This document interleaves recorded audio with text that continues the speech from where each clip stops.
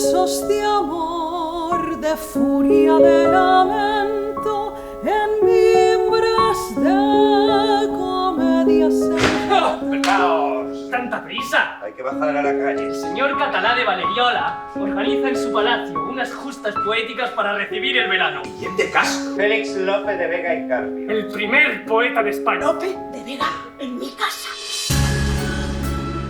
Las comedias son para el teatro. ¿Y qué es lo que se ve en esta ciudad? Versos como estos. ¿Quién compuso semejante espanto? Dicen que ciertas noches aquí se reúne un grupo de poetas. Propongo llamarla Academia de los Nocturnos.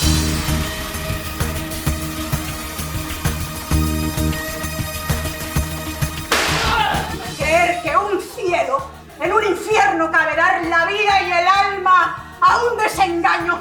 Esto es teatro. Que conste en acta que se abre la guerra entre teatro y poesía y que solo puede quedar uno. Y ahora, ¡aire!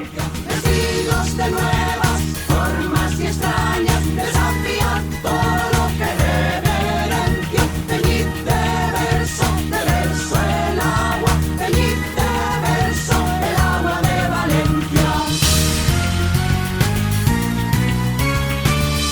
Fuimos retados a producir, escribir y escenificar la mejor obra jamás escrita en tierras valencianas. ¡Ay, es Las precioso! joyas de la baronesa, si ganamos. Estrenar en un corral. ¿Sabes lo que eso significa para nosotras? Y aunque apartaron los cuerpos juntas, quedaron las almas. Es una genialidad, no podéis negar. Caballeros, hay una comedia esperando a que la escribamos. Venid a las orillas del teatro para honrar la belleza de nuestra existencia. Y antes de que el fuego nos abrase, brindaremos con el agua de Valencia. Brindaremos con el agua de Valencia. Brindaremos con el agua de Valencia.